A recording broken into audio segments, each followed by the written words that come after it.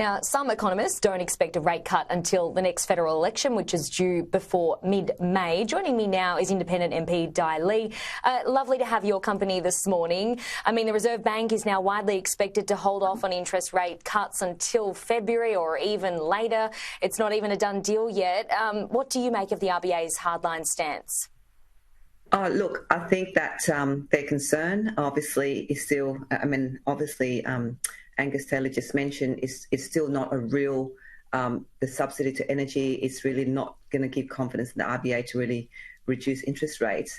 And I think that the lower, CPI doesn't mean much at this point. For me, out here in the community in Fowler, I mean, we can talk about economics numbers and all of that stuff. People really don't relate to it. People are still struggling with the cost of living. I went door knocking yesterday, and households are really. One gentleman said that he's suffering from mental stress because rent has gone up for him. Insurance, he said, car insurance, house insurance, and I think we're not talking so much about the insurance. And everybody is really struggling with insurance bills at the moment. In addition to that, out here in Western Sydney, petrol prices are still, reasonably high, including tolls as well, when people have to pay tolls to travel to work. So there's a lot of families struggling with the cost of living. And so while we can talk about numbers here, about, CPI going down by 2.2%, it's still not making a dent to those that are, day in, day out going to work in the factories, retail, those in the front line that are still struggling with the cost of living.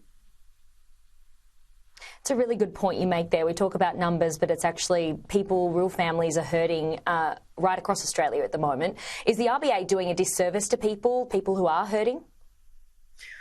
Look, I suppose the RBA has to do what they can because of the government's, the way that they, spend. I understand that, but obviously both the government and the RBA has to take into consideration Middle Australia. And we can talk about interest rates, we can talk about CPI index going lower by, percentage point, whatever.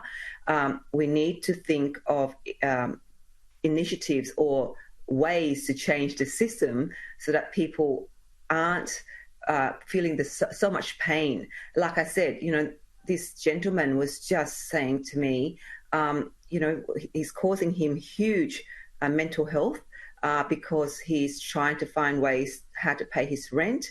And he feels that rent is constantly going up, insurance bills are constantly going up, his energy bills are constantly going up, and, driving to work, petrol's going up. So what can the government do to address these real issues that are impacting ordinary working Australians? So we can talk till the cows come home with interest rates, with, CPI index. How are we coming up with solutions to address, the pains that people are hurting? For me, I've been calling on the government to reduce the fuel excise since my election, because the fuel excise, if you give them a discount, it will actually help, small may it be, help many working Australians who are predominantly driving their cars, especially in Fowler and Western Sydney, to work. Tolls, something has to be do with the tolls. I mean, that's not a federal issue, but the government of the day has to look at, especially people in Western Sydney, that's the economic engine of our society, to alleviate that purse, that hip pocket pain for people.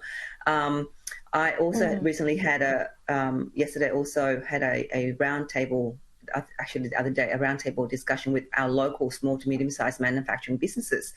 They're struggling with the costs of equipment going up. Freight has gone up. One business told me that, the freight that they used to go from taking from Sydney to towards Western Australia has gone from 5,000 to 50,000. How are small business going to be able to survive, Holly?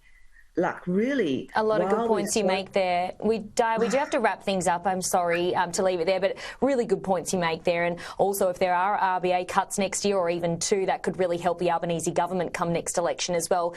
Dai Le, thank you for your time.